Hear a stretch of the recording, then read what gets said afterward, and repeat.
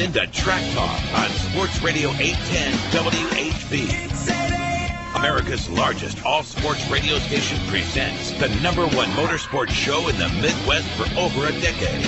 Track Talk, brought to you by McCarthy Auto Group. Here are the RacinBoys, Scott Traylor and Kirk Elliott. Good morning, race fans. Welcome to Sports Radio 810 WHB's Track Talk, brought to you by McCarthy Auto Group. Check them out at kccars.com. I'm Scott Traylor, along with Kirk Elliott. We are the RacinBoys, and we are live from Lucas Oil Speedway. We're night number 1 of the Jesse Hockett Daniel McMillin Memorial. In the books, Tim Crawley picked up the win last night, driving the number 88 Mike Ward machine. And we are so happy to be down here at Lucas Oil Speedway, where we do our annual stop at least once a year for the Jesse Hockett Daniel McMillin Memorial. In great memory of a good friend of the RacinBoys, and I'll call Jesse Hockett a RacinBoy because he was such a part of our show that we did, the ASCS show. We did a weekly show the year that Jesse passed. He was on that show 5 out of the 7 times that it aired that year.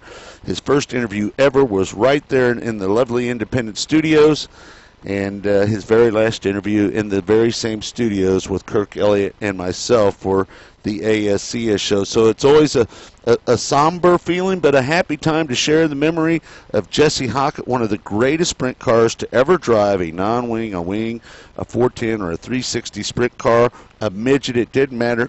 Jesse Hockett, the true outlaw, and his cousin Daniel McMillin, honored here this weekend at Lucas Oil Speedway, and we had a great crowd last night, and we only expect a bigger crowd tonight, night number 2 of the Jesse Hockett Daniel McMillin Memorial. Again, we are live from the press box here up high above Lucas Oil Speedway's racetrack. And Kirk, I know last night we had a great time with our broadcast. Before we get into talking about last night, just a side note, Lee Spencer is going to be joining us in the second segment. We'll be talking a little bit about NASCAR, what's going on down south. Obviously, the big story this week is Tony Stewart is not going to be charged with his accident in his sprint car, and we'll get into quite a bit of that with Lee Spencer. And we'll take your phone calls as well a little bit later in the show, or we can take them now in the first segment. 913-3810-810. That's 913-3810-810.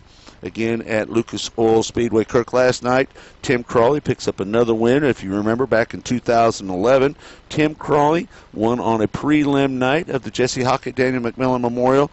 And Kirk, this is one of the most sought-after races on the schedule. It might not be one of the highest-paying races. You might not have a chance to make $60,000 like last weekend at I-80, where Wayne Johnson went back-to-back and picked up that $50,000 bonus.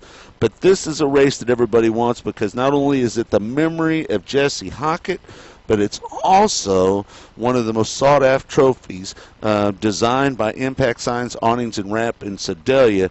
One of the coolest looking trophies, and that's what a lot of people want with the memory of Jesse Hockett. Yeah, we're getting into the time of the year where all of these races are huge, and of course last week's Fall Brawl, we'll get into that in a little bit, but every race on the Lucas Oil ASCS Tour from here on out is a major event. But this is different than all the others because of what people thought about Jesse Hockett and how much of an impact he had on every driver that's here and also many of the fans. He was a special guy. It's hard to believe it's been over 4 years since we lost Jesse Hockett. Of course, his cousin Daniel McMillin we're honoring as well here this weekend. But Jack Hockett has just been outstanding through all of this to keep the memory of Jesse Hockett alive out there.